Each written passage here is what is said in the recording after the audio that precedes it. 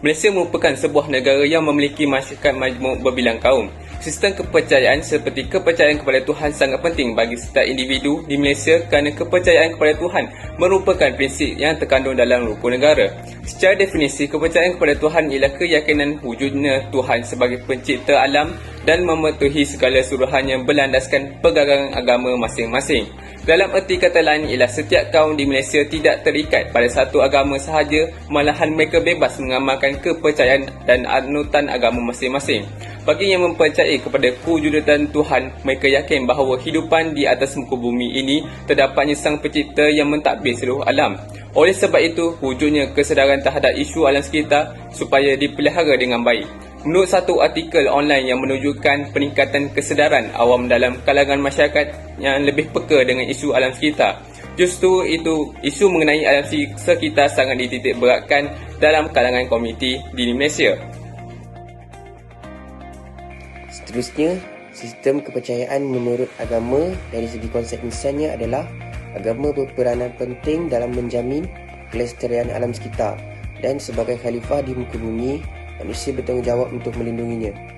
Kita semua diamanahkan oleh Allah untuk menjaga alam sekitar, dunia yang diciptakannya untuk kita. Agama mampu memberi nilai mengenai penjagaan alam sekitar yang merupakan satu tanggungjawab oleh semua insan, walaupun berbeza agama. Dalam Islam, kami mempunyai satu konsep berkaitan alam sekitar dikenali sebagai jihad hijau. Pandangan Dr. Esther Sarojini yang berkata bahawa perkataan penjaga disebut dalam Bible bagi menyeru penganut Kristian supaya menjaga alam sekitar.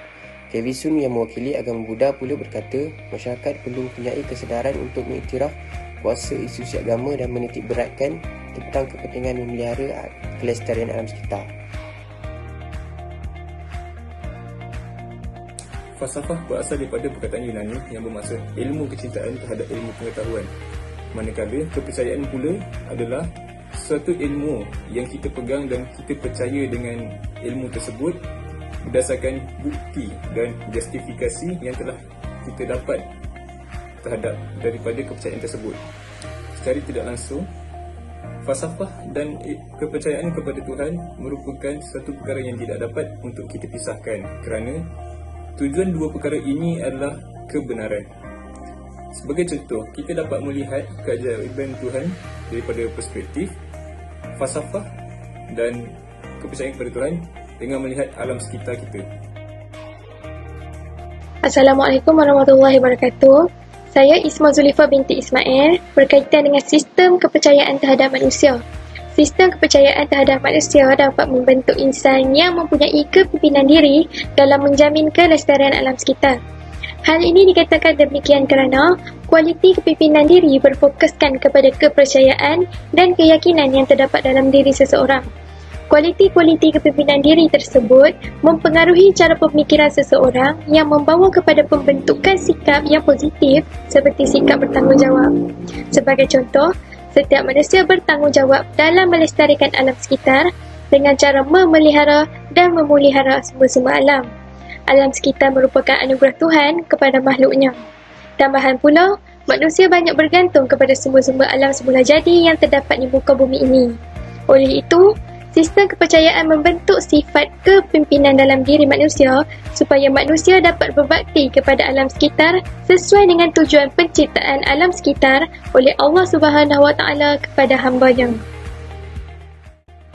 Isu mengenai alam sekitar sangat berkaitan dengan subjek perniagaan tani.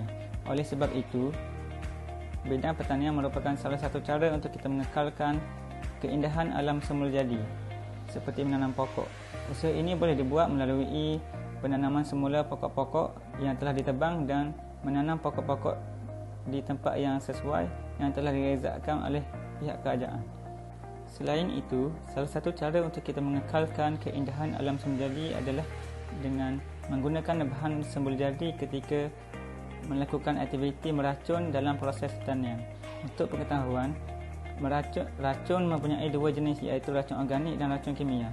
Oleh itu, para pengusaha tanaman sangat digalakkan untuk menggunakan bahan semula jadi seperti racun organik ketika aktiviti meracun dalam proses pertanian untuk mengekalkan keindahan alam semula jadi serta menjaga alam sekitar. Oleh itu, sebagai kesimpulan daripada pelbagai aspek yang telah diterangkan, alam sekitar mempunyai kaitan langsung dengan sistem kepercayaan. Alam sekitar merupakan anugerah daripada Tuhan kepada kita semua, dan kita sebagai khalifahnya seharusnya menjaga dan melindunginya. Terdapat pelbagai ahli falsafah yang dalam menerangkan dan memberi penghujahan mengenai sistem kepercayaan dengan alam sekitar. Sebagai contoh, Hamka telah menegaskan bahawa alam sekeliling telah mempengaruhi unsur-unsur ketuhanan dalam diri manusia. Maka, sebagai seorang yang mempunyai kepercayaan agama, seharusnya melindungi alam ini dengan sebaiknya.